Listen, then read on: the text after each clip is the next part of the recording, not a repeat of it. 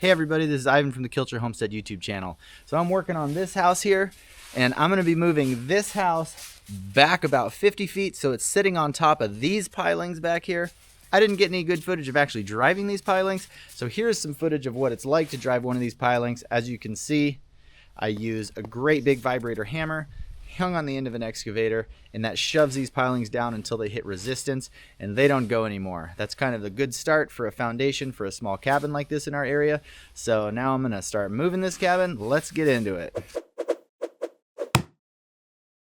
So as you can see here, the beams that this cabin was built on are starting to lean pretty good, and this building is going to eventually tip over and fall off of them. The tubes underneath of it here, these are called sonotubes, and they're a cardboard tube filled with concrete, and those are actually starting to lean south also. This cabin never really got the proper diagonal bracing and strength that it needed to support a building this size, so along with that, the homeowner also wants it moved back a little bit, so it has kind of its own different view than the house next door. So that's what the project is.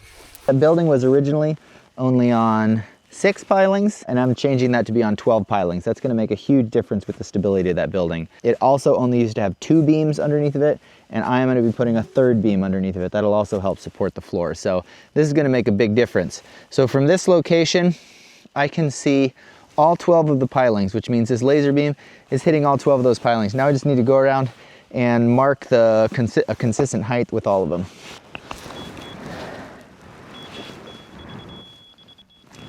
That's one.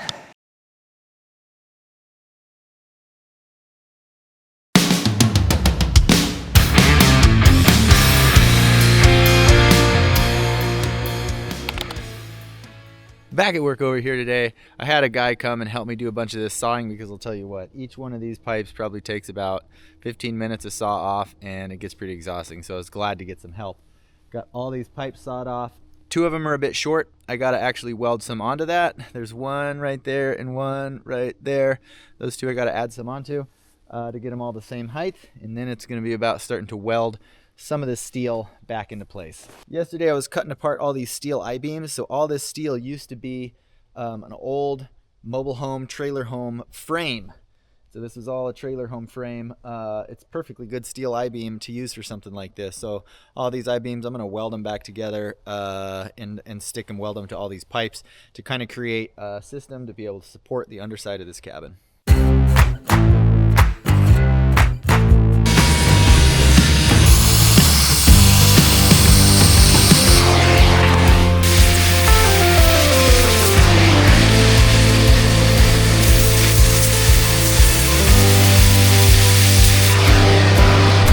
Getting it dialed in.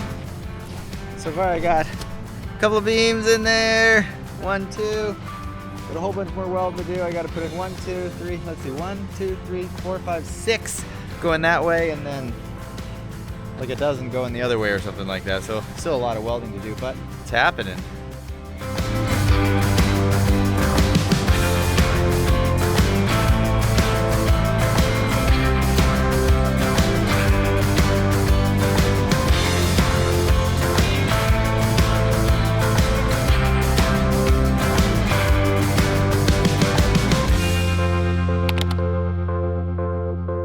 I am back at my job site here, moving this cabin on top of this new foundation frame that I built, and it's been warming up here a little bit, and so the ground has been so soft I don't want to screw up their lawn, tear things up too much, so I've been waiting for a cold morning, and I've got one today here.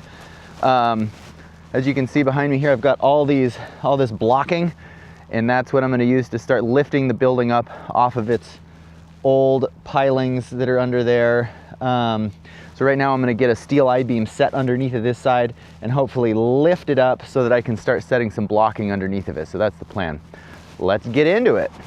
I got to move this here steel I-beam, and this is my biggest hazard here. This is their electrical meter. I got to go past this without hitting it. Got a lot of hazards kind of in the area. I also got a power line here next to me, so I got to kind of thread the needle and go through here.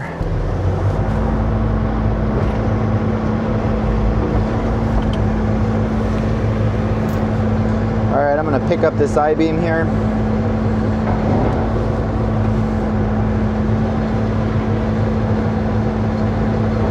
a good hold of it there. Yep.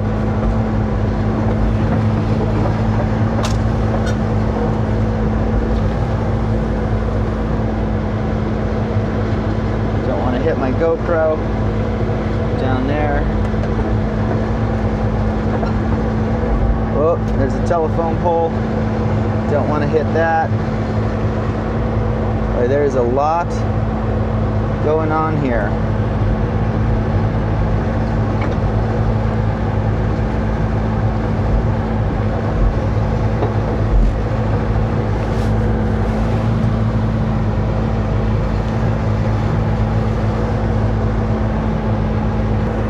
And I've got a power line up here that I can't hit. So I gotta knuckle my boom way in here. And down. Now I can rotate my cab. And it's underneath of the power line.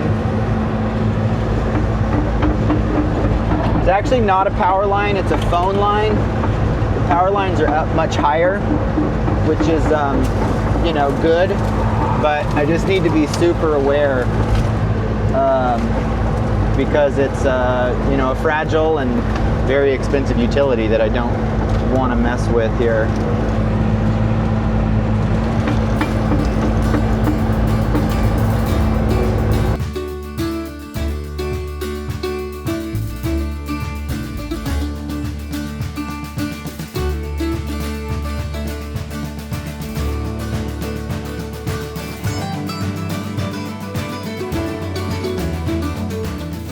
I kind of have it set like that so that I can get a jack. I can get a bottle jack in right here, because that's inevitably how I'm gonna have to pick this thing up. Things I'm concerned about, if I do set a bottle jack in right here, you know, it could break that board there, so I need to crib underneath of that, put some blocking underneath of that and support it.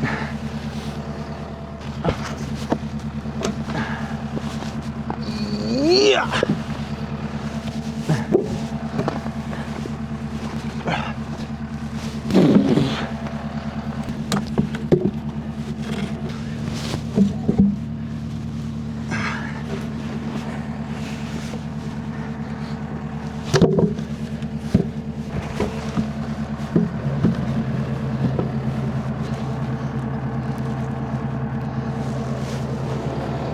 All right, I kind of like that. I can set the beam down on top of there now and go get some bottle jacks.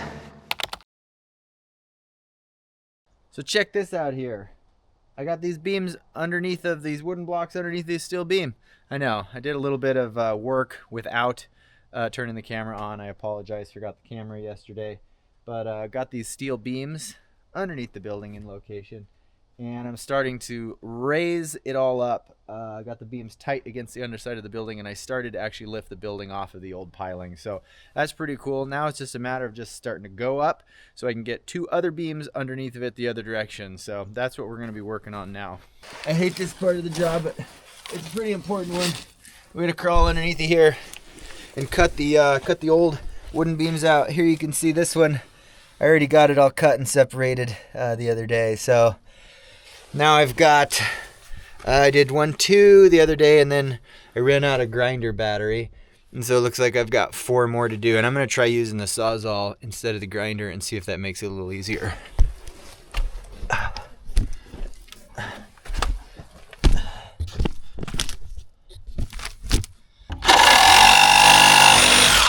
Oh yeah, that's way better. There we go. That was one. There we go. That's that one. Moving on to the others.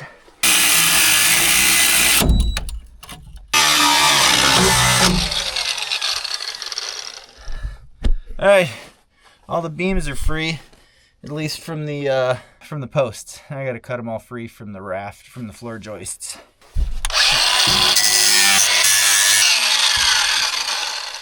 Okay, beams are all free from the building. Oh, I hate that part. I don't like crawling around underneath the dirty buildings like that. But that's why they pay me the big bucks to do it.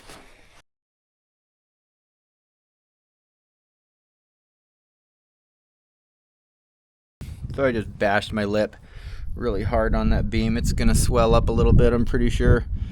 Oh, it hurt so much. Just wasn't paying attention. I just clocked myself. Anyways, starting to feel better now. Now we can start trying to lift up this building.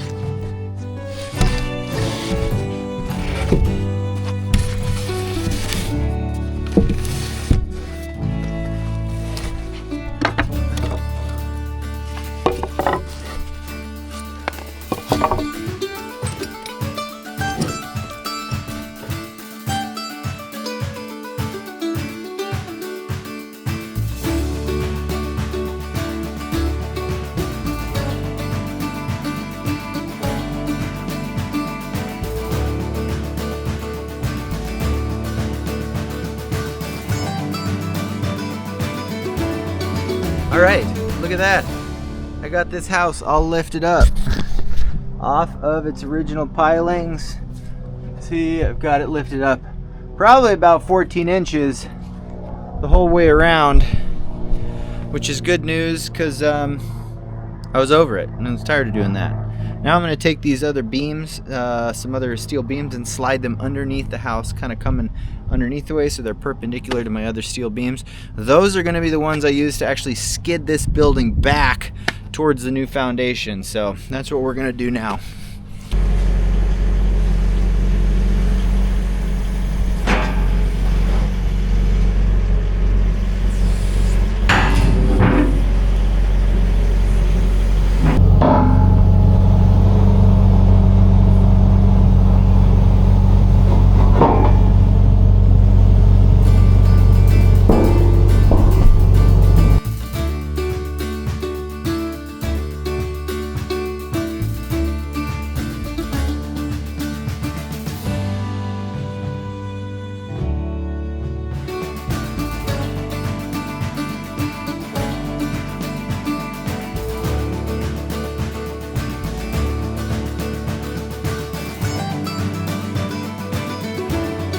Alright, I feel like that's pretty good. I got these two beams set down underneath the cabin there, and I'm probably still going to have to move them, give them some micro adjustments, and get them exactly where I want them, but I feel like that's pretty close. So now I got to weld some ends onto these beams so that they're kind of more like a skid, like a ski. Turn the fronts of those beams up, and then clamp them all together, and this thing might be ready to yank off of that foundation here pretty soon. So I've got various scraps of steel here, so just going to kind of use some old pieces, whatever I got, and kind of cut them up and make something that works.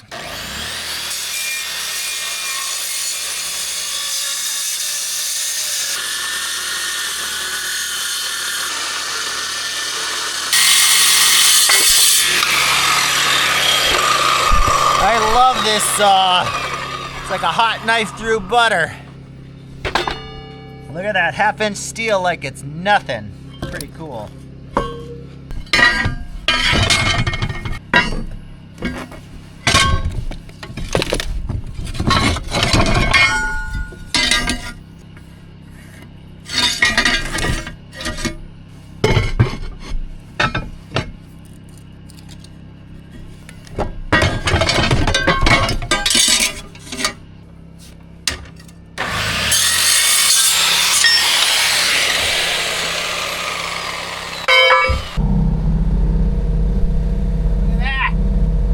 Tight gap. I was worried about how I was going to close that up, but I used the excavator claw.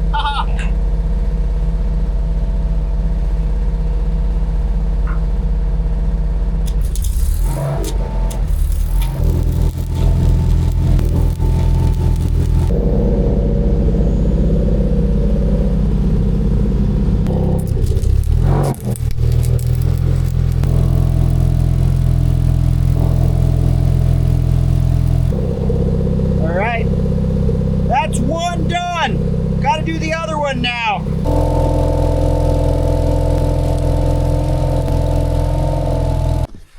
All right, I got these skids made up here. What do you think of that, huh? It's kind of like a little ski front thing on there now. I just want to take a blowtorch, cut some holes up there so I can grab onto these things. Got both of them done. Now it's time to attach these beams right here to those beams, and then I'm going to be dragging a cabin. So I've got all the beams underneath the cabin, all the blocks pulled out. Didn't have my camera with me to do some of that stuff. Some guys are actually drilling a well next door. That's the noise that we're hearing. But I'll show you what I've done. You can see here that this beam is all free, and I've got the skid beam. Basically the way you do this, you just put some plywood between the two beams, and then you put this super strong C-clamp on here and tighten it down. The plywood makes it so that they can't slip, and that's good enough. That's kind of good enough for this type of a move. I'm not going very far, so really I just got to make sure the beams don't slide very much, and I'm about to yank this thing out of here. We're gonna see what happens.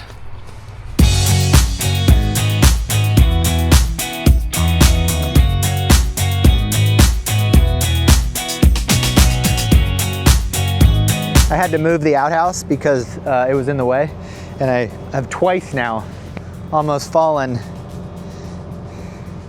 in the outhouse hole, which would be gross because it's all full of water. I don't think anyone's used it recently, like maybe not since last summer, but still, it'd be gross. So I don't know if you can see here, but the building is substantially closer than it was. And I kind of pulled it because I need to get it moved over that way some. So I kind of pulled it at this dramatic angle to steer it some. Now I'm gonna kind of work on pulling it back and steering it back in the better direction. All right, moving a house.